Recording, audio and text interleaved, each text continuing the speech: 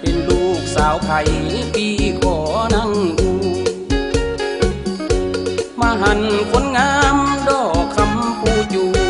หรือว่ามีผู้แล้วบ่คนงามพอสุ่มมาเตอที่ใดมาถามจับตาปีนานใครเอาเมื่อบานเนี่ยอยากได้กันมาหันนางนาดนอ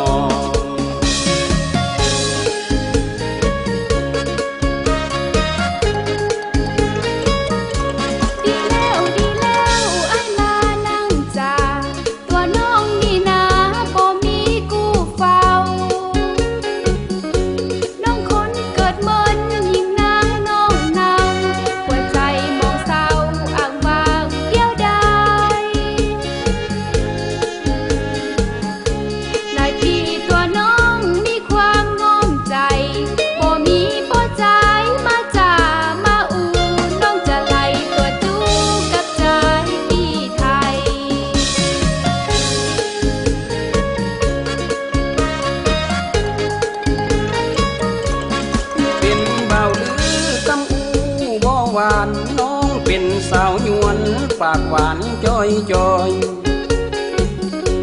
ยาส่วนยานาบ้านปีนานปีน้อยส่วนบ้านของน้องไข่ส้มเขียวหวานถึงวัน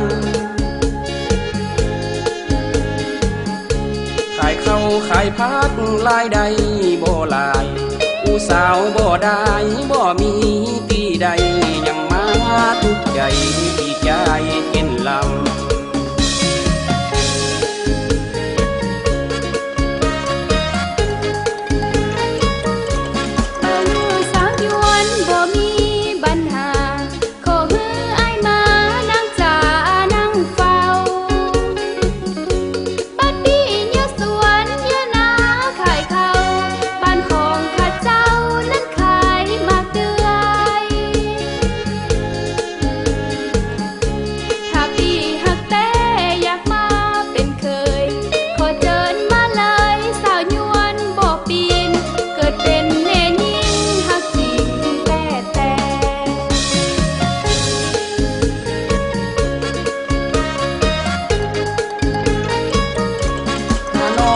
จุกเบาลือจะมาขอ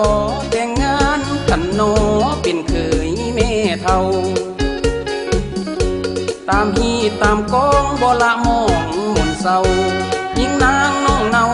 จะว่าสันใดหวังว่าตัวน้องนั้นคงเข้าใจอยู่ตัวกันไปช่วยกันยะกันสร้างเป็นลาดเป็นฐานมังบุญเก่า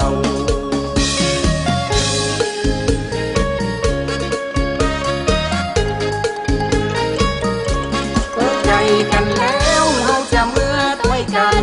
อยู่สุขสำราญสร้างเมืองแต่งบ้านก้าขายไงมือขอให้ได้เงินล้านมือได้เป็นผู้สร้างครอบครัวพัฒนาพ่อแม่พี่น้องช่วยกันสร้างสรรค์เจริญพัฒนาต่อไปหน้า